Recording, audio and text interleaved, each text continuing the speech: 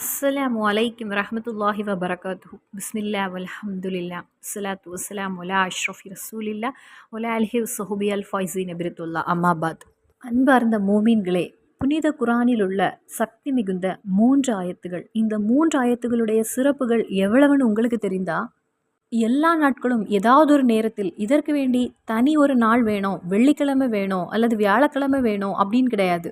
எந்த ஒரு நாளிலும் ஏதாவது ஒரு நேரத்தில் நமக்கு எப்போது நேரம் கிடைக்குதோ அந்த ஒரு நேரத்தில் இந்த 3 ஆயத்துக்களை நீங்கள் ஓதினால், தொடர்ந்து நீங்கள் அப்படி ஓதி வந்தா நமக்கு கிடைப்பது பெரிய அளவில்லாத 10 சிறப்புகளாகும். சொல்ல வார்த்தைகள் இல்லாத 10 சிறப்புகளாகும். அந்த 10 சிறப்புகளில், அந்த அருட்கொடைகளில் நமது வாழ்க்கையில் நாம் வெற்றியடைவதற்கு, பல பிரச்சனைகளிலிருந்து நாம் தப்பித்து கொள்வதற்குள்ள எல்லா விஷயங்களும் அதில் இருக்கிறது. நமக்கு சமாதானம் கிடைக்கக்கூடிய, நமது வாழ்க்கையில் வெற்றி அடையக்கூடிய எந்த துறையிலானாலும் அதில் தேவையான அனைத்து சிறப்புகளும் அடங்கிய ஆயத்துகளாகும். இந்த வெறும் 3 ஆயத்துகளை ஓதக்கூடிய அந்த அடியானுக்கு இந்த நன்மைகள் கிடைக்கும் அப்படின்னு நமது நபி ஸல்லல்லாஹு அலைஹி வஸல்லம் நம்மிடம் பகிர்ந்து தந்திருக்காங்க, கற்று தந்திருக்காங்க. அதிலும் சிறப்பாக ஃபஜருக்கு பின் ஓதினால் அதற்கு இன்னும் எக்ஸ்ட்ராவாக சிறப்புகளை இறைவன் வழங்குகின்றான் அப்படின்னு நமக்கு ஹதீஸ் வழியாக தெரிந்திருக்கக்கூடிய ஆயத்துகளாகும் இது. முதல் அந்த ஆயத்தை எதுன்னு சொல்கிறேன், அப்புறம் அந்த ஆயத்தை எந்த நேரத்தில் நம்ம எப்படி ஓதணும் அப்படின்னு நான் இந்த வீடியோவில் இன்ஷா அல்லாஹ் உங்களிடம் பகிர்ந்து கொள்கிறேன். குறைந்த நேரம் கொண்டு பல சிறப்புகளை, பல அருட்கொடைகளை நமக்கு கொண்டு சேர்க்கக்கூடிய அமல்கள் நமது வாழ்க்கையில் செய்வதற்கு நமக்கு வாய்ப்பு வந்தால் அதை கண்டிப்பாக எந்த ஒரு புத்திசாலியான மோமீனும் அதை பயன்படுத்தி விடுவான். நமக்கு கிடைக்கக்கூடிய முதல் சிறப்பை நான் சொல்கிறேன். மகானான இப்னு அப்பாஸ் ரலியல்லாஹு தஆலா அன்ஹு அவங்க நமக்கு கற்றுத்தந்திருக்காங்க. திருமறை குரானில் உள்ள இந்த 3 ஆயத்துகளை யாராவது ஓதினால், இறைவனுடைய பக்கத்தில், நமது பக்கத்தில் இருப்பது 1வது வானம், இறைவனுடைய பக்கத்தில் அந்த அர்ஷுகளெல்லாம் இருப்பது 7வது வானத்தில். அந்த 7வது வானத்திலிருந்து இறைவன் ஒரு மலக்கை நம் பக்கத்தில் அனுப்புவான், நம்மிடத்தில் அனுப்புவான். அந்த மலக்கு எப்படி நம்மிடத்தில் வருவாங்களாம்? அவங்க கையில் ஒரு இரும்பை கொண்டு வருவாங்களாம். அந்த மலக்கு நமது மனதில் ஷைத்தான் ஏதாவது ஒரு ஷர்ரை கொண்டு வந்தால், ஒரு தீய எண்ணத்தை கொண்டு வந்தால், அந்த கையில் இருக்கக்கூடிய அந்த இரும்பை வைத்து ஷைத்தானை அந்த மலக்கு அடிப்பாங்களாம். அதுவும் நமக்கும் அந்த ஷைத்தானுக்கும் இடையே 70 மதில்களை தாண்டி தான் வர முடியும். நம் பக்கத்தில் வர முடியாத அளவிற்கு ஒரு தொலைவை ஏற்படுத்தி விடுவாங்களாம் அந்த மலக்கு. அப்போது இந்த வெறும் 3 ஆயத்துக்களை ஓதும்போது எவ்வளவு ஒரு ப்ரொடெக்ஷனை இறைவன் நமக்கு ஏற்படுத்தி தருகின்றான்.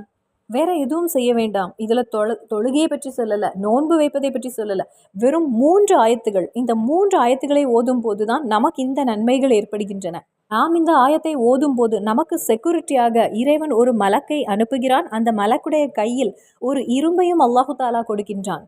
நம்மிடத்தில் வரக்கூடிய அந்த ஒரு இபிலீஸை, ஷைத்தானை, அந்த ஒரு இரும்பை கொண்டு அந்த மலக்கு விரட்டி ஓட்டி விடுமாம் அப்படின்னு நமக்கு கற்று தந்திருப்பது நமது ரசூல் ஸல்லல்லாஹு அலைஹி வஸல்லம் ஆகும். 2வது, நமது ரசூல் ஸல்லல்லாஹு அலைஹி வஸல்லம் நமக்கு கற்றுத்தந்தது, யாராவது இந்த 3 ஆயத்துக்களை ஓதினால் அந்த அடியானுக்கு, நாம் எல்லாருமே ஆசைப்படுவது சொர்க்கம் நுழைய வேண்டும். சொர்க்கத்தில் உள்ள அனைத்தையும் பற்றி திருமறை குரானும் ஹதீஸும் நமக்கு கற்று தந்திருக்கிறது. அதை கேட்கும் போதே நமக்கு சொர்க்கம் நுழைய வேண்டும் என்ற ஆசை உண்டு. பார்க்கக்கூடியதும் கேட்கக்கூடியதும், நாம் தொழக்கூடிய தொழுகையும் நோன்பு வைப்பதும் எல்லாமே நாம் எதற்கு வேண்டி, நமக்கு சொர்க்கம் கிடைக்க வேண்டும் அப்படின்னு ஒரு விஷயம் நம்முடைய மனதில் இருக்கிறது, ஒரு ஆசை இருக்கிறது, ஒரு குறிக்கோள் இருக்கிறது. அதிலும் எடுத்து சொல்கிறாங்க சொர்க்கத்துடைய அந்த ஃப்ரூட்ஸை பற்றி, சொர்க்கத்தில் இருக்கக்கூடிய பழங்களை பற்றி. இங்கே உள்ள எந்த ஒரு ஃப்ரூட்ஸையும் நம்ம ஒப்பிட்டு பார்க்க முடியாது.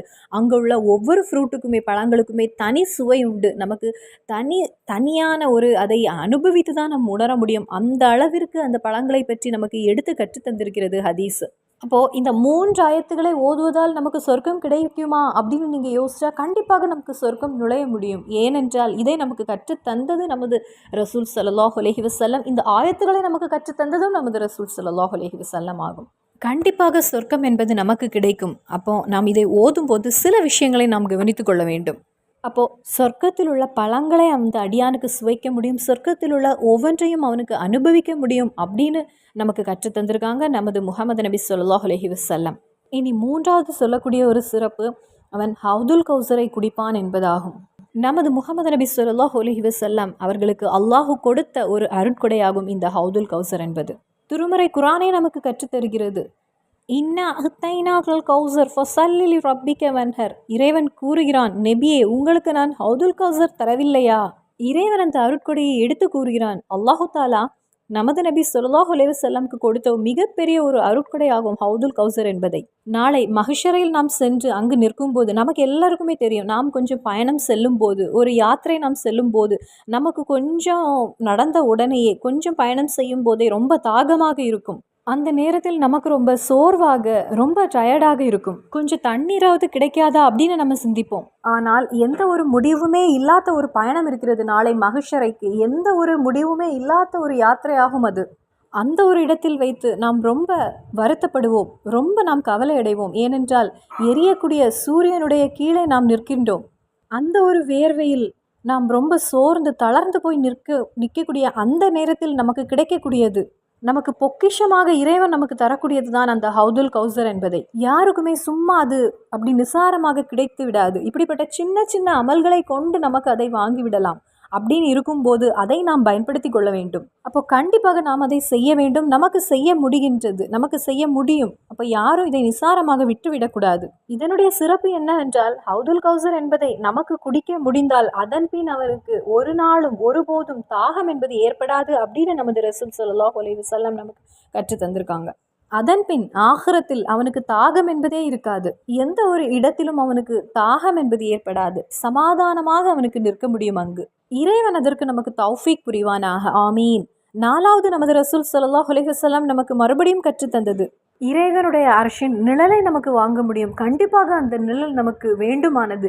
ஏனென்றால் ஜொலிக்கக்கூடிய அந்த சூரியனுடைய நெருப்பின் கீழே நாம் நிற்கும் போது அந்த நேரத்தில் கண்டிப்பாக நமக்கு நிழல் என்பது தேவையான ஒன்று. நமக்கு இந்த துனியாவில் நாம் பயணம் செய்யும் போதே கொஞ்சம் வெயிலில் நடக்கும்போது ஏதாவது ஒரு சின்ன மரத்துடைய ஒரு நிழல் கிடைக்கும் போது மனதிற்கு எப்படியோ ஒரு சின்ன மரமாவது கிடைத்து விட்டேன் என்ன மனதிற்கு ஒரு சந்தோஷமாக இருக்கும். அப்போ அந்த ஒரு சந்தோஷத்தை ஆகிரத்தில் இந்த ஆயத்தை வழக்கமாக ஓதக்கூடிய அந்த அடியானுக்கு வழங்குவான் என்பதை நமது முஹம்மது நபி ஸல்லல்லாஹு அலைஹி வஸல்லம் நமக்கு கற்று தந்திருக்காங்க.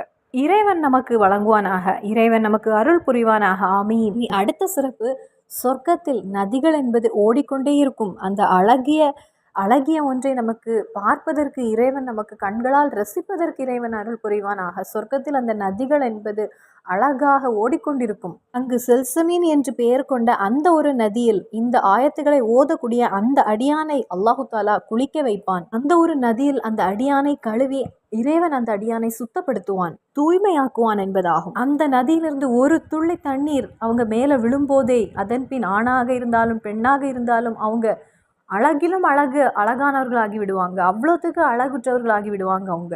அதற்கு செல்சமீன் என்கிற அந்த நதியில் அல்லாஹு தாலா அவங்களை, அந்த அடியானை கழுவி எடுப்பான், தூய்மையாக்குவான். இந்த ஆயத்துடைய பவர் ஆகும். இந்த ஆயத்தை வழக்கமாக ஓதக்கூடிய அந்த அடியானுக்கு இறைவன் கொடுக்கக்கூடிய சிறப்பாகும் இது. அதே போல் 6வது கிடைக்கக்கூடிய சிறப்பு, இவ்வளோ நேரம் சொன்ன விஷயங்கள் எல்லாம் நாளை ஆகிரத்தில் சென்று நமக்கு கிடைக்கக்கூடிய சிறப்புகளாகும். இதுல நிறைய பேர் நினைக்கக்கூடிய ஒரு விஷயம், இதெல்லாம் நாளை ஆகிரத்தில் சென்று தானே கிடைக்குது. ஆகிரத்தில் சென்று அங்கு இதையெல்லாம் நமக்கு வாங்க வேண்டும்னா இந்த துனியாவில் தான் நமக்கு இந்த விஷயங்களை செய்ய முடியும்.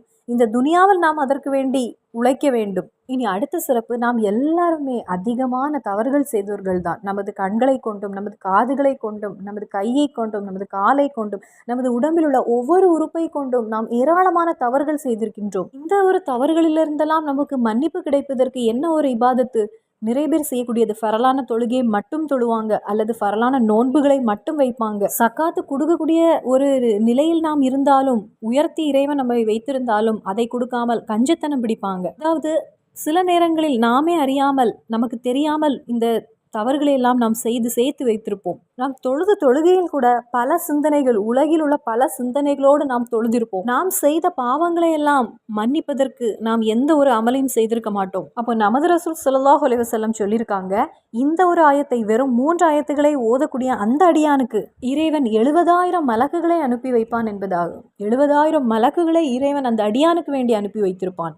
இறைவனிடத்தில் கோடானு கோடி மலக்குகள் உண்டு. அதாவது இப்போ ஒவ்வொருவரும் சிந்திப்பாங்க, ஒவ்வொரு நபருக்கும் 70,000 மலக்குகளை அனுப்பி இருந்தா இறைவனுக்கு எவ்வளவு மலக்குகள் இருக்கும் அப்படின்னு. இறைவனிடத்தில் எதற்குமே எந்த ஒரு குறையும் கிடையாது. எந்த ஒரு விஷயத்திற்குமே அப்படி. பைத்துல் மஅமூர் என்கிற ஒரு கட்டிடம் வானத்தில் இருக்கிறது. அந்த ஒரு இடத்தில் எல்லா நாட்களும் அந்த பைத்துல் மஅமூர் என்கிற அந்த ஒரு கொட்டாரத்தை படைத்ததிலிருந்து, இந்த மலக்கை படைத்ததிலிருந்து எல்லா மலக்குகளையும் இறைவன் அனுப்பி கொண்டே இருப்பான். அந்த ஒரு கட்டிடத்தில் போன பிறகு அந்த மலக்குகள் திரும்பி வரமாட்டாங்களாம். நீங்கள் கொஞ்சம் சிந்தித்து பாருங்கள். இந்த உலகத்தை படைத்ததிலிருந்து, மலக்குகளை படைத்ததிலிருந்து, பைத்துல் மஅமூரை படைத்ததிலிருந்து அந்த மலக்குகள் அங்கு செல்லக்கூடிய அந்த ஒரு விஷயம் நடந்து கொண்டே இருக்கிறது. அப்போ யாருக்கு மலக்குகளுடைய எண்ணிக்கையை பற்றி சொல்ல முடியும்? இறைவனை தவிர யாருக்குமே சொல்ல முடியாது. இந்த ஆயத்துக்களை ஓதக்கூடிய அந்த அடியானுக்கு 70,000 மலக்குகளை அல்லாஹு தாலா ப்ரொடெக்ஷனாக அனுப்புகின்றான். அந்த மலக்குகள் என்ன செய்து கொண்டிருக்குமா? கியாமத்து நாள் வரை இந்த ஆயத்துக்களை ஓதக்கூடிய அந்த அடியானுக்கு வேண்டி மன்னிப்பு கேட்டுக்கொண்டே இருக்குமாம். இறைவனை நீ இந்த அடியானுக்கு வேண்டி பொறுத்து கொடு, அவனுடைய பாவங்களை நீ மன்னித்து விடு என்று. இப்போ ஒரு மனிதனுக்கு 30 வயது ஆகிறது என்றால் அவனுடைய ஆயுட்காலம் ஒருவேளை 60 இருக்கலாம் அல்லது 70 இருக்கலாம். ஆனால் அதோடு அவனுடைய ஆயுட்காலம் முடிந்து விட்டது. ஆனால் இந்த மலக்குகள் கியாமத்து நாள் வரை அவனுக்கு வேண்டி இறைவனிடத்தில் மன்னிப்பு என்பதை கேட்டுக்கொண்டே இருக்கும். அப்போ அந்த ஒரு அடியானுக்கு கபரில் ஏதாவது ஒரு பிரச்சனை இருக்குமா? எந்த ஒரு பிரச்சனையும் இல்லாமல் சந்தோஷமாக நிம்மதியாக அந்த கபரில் அவனுக்கு இருக்கலாம். அப்போ இதெல்லாம் கிடைக்குமா அப்படின்னு யாரும் கவலைப்பட வேண்டாம், யாரும் சந்தேகமடைய வேண்டாம். ஏன்னா இது நமது ரசூல் ஸல்லல்லாஹு அலைஹி வஸல்லம் நமக்கு கற்றுத் தந்ததாகும். இந்த இஸ்திஃபாரை தேடிக்கொண்டிருக்கக்கூடிய அந்த மலக்குகளுக்கு இறைவன் எப்படியும் ஒரு பிரதிபலனை வழங்குவான். அதே பிரதிபலன் நமது அக்கௌண்டில் வரும் என்பதை நமது ரசூல் ஸல்லல்லாஹு அலைஹி வஸல்லம் நமக்கு கற்று தந்திருக்காங்க. எந்த பாவமும் செய்யாத இறைவனிடத்தில் இஸ்திஃபாரை கேட்டுக்கொண்டிருக்கக்கூடிய அந்த மலக்குகளுக்கு இறைவன் எவ்வளவு பிரதிபலனை வழங்குவான். அதே பிரதிபலனை அந்த இஸ்திஃபார் ஒரு மலக்குக்கு எவ்வளவு நன்மையோ, அப்போ 70,000 மலக்கு நமக்கு வேண்டி இஸ்திஃபார் தேடிக்கொண்டே இருக்கும்போது அதே நன்மையை நமது அக்கௌண்டில் அல்லாஹு தாலா எழுதுவான் என்பதா. வெறும் இந்த 3 ஆயத்துக்களை ஓதுவதால் நஷ்டமடைந்தால் அவன் வாழ்க்கையில் பெரும் ஒரு இடத்தை நஷ்டமடைந்து விட்டான் என்பதாகும். அதே போல எந்த ஒரு ஹிசாபும் இல்லாமல் அவனுக்கு சொர்க்கம் நுழைய முடியும். இவ்வளவு சிறப்புகள் கிடைக்கும் போதே எந்த ஒரு ஹிசாபும் இல்லாமல் அவன் சொர்க்கம் நுழைந்து விடுவான். அதாவது சொர்க்கம் நுழைவதற்கு முன்னதாக சிலர் இந்த சிராத்துல் பாலத்தில் எல்லாம் அதில் மாட்டிக்கொண்டு நரக தீயில் விழுந்து அதில் எரிந்து அதில் பல கஷ்டங்களை அனுபவித்து சொர்க்கம் செல்லக்கூடியவர்களும் உண்டு என்று நமக்கு கற்று தந்திருக்காங்க. ஆனால் எந்த ஒரு ஹிசாபும் இல்லாமல் எந்த ஒரு சிரமமும் இல்லாமல் நமக்கு சொர்க்கம் நுழைய முடியுமா? இனி 10வது சிறப்பு, எல்லா நாட்களும் ஏதாவது ஒரு நேரத்தில் உங்களுக்கு முடிந்த ஏதாவது ஒரு நேரத்தில் ஓதினால் கிடைக்கக்கூடிய சிறப்பு தான் நான் இவ்வளோ நேரம் சொன்னது. 10வது சிறப்பு, நம்மையெல்லாம் படைத்த எஜமானான நமது ரப்பு நாளை மஹ்ஷரில் நிற்கக்கூடிய நம்மிடத்தில் இறைவன் கூறுவானாம், நான் உன்னுடைய எஜமான், நீ என்னுடைய அடிமை, நீ எதையும் நினைத்து பயப்பட வேண்டிய தேவையில்லை, உன்னுடைய காரியங்களை நான் பார்த்து கொள்வேன், நீ பயப்பட வேண்டிய தேவையில்லை. புனித குர்ஆனில் இருக்கிறது, அல்ஹம்துலில்லாஹில்லதி அன்ஸல அலா அப்திஹி, என்னுடைய அடிமையான முஹம்மது நபி ஸல்லல்லாஹு அலைஹி வஸல்லம் அவங்களுக்கு தான் நான் குர்ஆன் அனுப்பி கொடுத்தேன் என்று இறைவன் கூறுகிறான். அப்ப அபதி என்று சொல்வது அடிமையாகும். அல்ஹம்துலில்லாஹில்லதி அன்ஸல அலா அப்திஹி, என்னுடைய அடிமையான முஹம்மது நபி ஸல்லல்லாஹு அலைஹி வஸல்லம் அவர்களுக்கு நான் குர்ஆன் அனுப்பி கொடுத்தேன். அப்ப அடிமைன்னு சொல்வதை இறைவன் விரும்புகிறான், அதிகமாக விரும்புகிறான். நாளை மறுமையில் நம்மிடத்திலும் இறைவன் கூறுவான், நீ எதையும் நினைத்து கவலைப்பட வேண்டிய தேவையில்லை. அப்படி இறைவன் நம்மிடத்தில் கூறுவதற்கு இறைவன் நமக்கு தௌஃபீக் புரிவானாக. அந்த பாக்கியம் நமக்கும் கிடைக்கட்டும். ஆமீன். இது எல்லாமே எல்லா நாட்களும் ஏதாவது ஒரு நேரத்தில் ஓதக்கூடிய அந்த அடியானுக்கு கிடைக்கக்கூடிய சிறப்பாகும். ஃபஜருடைய நேரத்தில் ஓதினால் அது சகோதரிகள் வீட்டில் தொழுதாலும் அல்லது ஆண்கள் பள்ளியில் தொழுதாலும் அதே இடத்தில் முசல்லாவில் அதே இடத்தில் இருந்து இந்த ஒரு ஆயத்தை அந்த சகோதரியோ சகோதரனோ அந்த முசல்லாவில் இருந்து ஓதினால் 70 மலக்குகளை இறைவன் அந்த அடியானுக்கு அனுப்புவானாம். அதாவது மறுபடியும் எக்ஸ்ட்ரா 70 மலக்குகள் அந்த அடியானுக்கு வேண்டி இஸ்திஃபார் செய்து கொண்டே இருக்குமா. இனி அந்த சக்தி மிகுந்த அருட்கொடைகள் நிறைந்த அந்த ஆயத்து எது? புனித குர்ஆன்ல 6வது சூரா ஆன சூரத்து அல் அனாம்ல முதல் 3 ஆயத்துகள். அஹூது பில்லாஹி மினஷ் ஷைத்தானிர் ரஜீம், பிஸ்மில்லாஹிர் ரஹ்மானிர் ரஹீம், அல்ஹம்துலில்லாஹில்லதி ஹலக்கஸ் ஸமாவாத்தி வல் அர்த வஜஅல ظுலுமாத்தி வன்னூர் சும்மல்லதீன கஃபரு பிரப்பிக்கும் யுதிலூன் ஹுவல்லதி ஹலக்ககும் மின் தீனின் சும்மா கலா அஜ்ஜலன் வ அஜ்ஜலுன் முஸம்மந்தஉ சும்மா அன்தும் தம்தரூன் وهو الله في السماوات وفي الأرض يعلم سركم وجهركم ويعلم ما تكسبون صدق الله العظيم. இந்த ஆயத்துக்களை ஓதும்போது சில விஷயங்களை நாம் கவனித்துக் கொள்ள வேண்டும். அந்த மாதிரி கவனித்துட்டு நாம் இந்த ஆயத்துக்களை ஓத வேண்டும். புனித குர்ஆனில் உள்ள ஆயத்துக்களை நாம் ஓதும்போது நமது கல்பில் நல்ல ஒரு நெய்யத் இருக்க வேண்டும். இறைவா, இது என்னுடைய தலைவரான முஹம்மது நபி ஸல்லல்லாஹு அலைஹி வஸல்லம் எனக்கு கற்று தந்ததாகும். நிறைய பேர் ஓதி அவர்களுக்கு நீ வெற்றி கொடுத்த ஆயத்துகளாகும் இது. அதனால் நானும் இது ஓதினா கண்டிப்பாக எனக்கு வெற்றி கிடைக்கும், எனக்கு பாதுகாப்பு கிடைக்கும், நான் வாழ்க்கையில் வெற்றி அடைவேன் அப்படிங்கிற ஒரு நம்பிக்கையோடு ஓதுகிறேன். 2வது, கண்டிப்பாக அஹூதும் பிஸ்மியும் ஓதி விட்டு தான் நம்ம இதை ஓத வேண்டும். உங்களுக்கு இந்த ஆயத்துக்களை எவ்வளவு ஓத முடியுமோ அந்த எண்ணிக்கையில் ஓதுங்க. இது இவ்வளவு தான் ஓதணும் அப்படின்னு நமது இறை தூதர் ஸல்லல்லாஹு அலைஹி வஸல்லம் நமக்கு கற்றுத்தரவில்லை.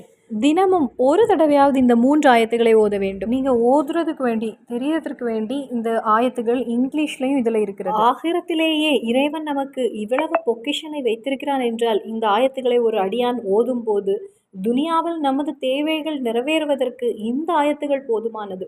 அப்போ இந்த ஆயத்துகளை எல்லா நாட்களுமே ஃபஜ்ருடைய தொழுகையில் நீங்கள் ஓதி வாருங்கள். இன்ஷா அல்லாஹ் துனியாவிலும் ஆகிரத்திலும் நாம் வெற்றியடைந்த கூட்டத்திற்குள்ளில் ஆகிவிடுவோம் இன்ஷா அல்லாஹ். அஸ்ஸலாமு அலைக்கும் வரஹ்மத்துல்லாஹி வபரகாத்துஹு.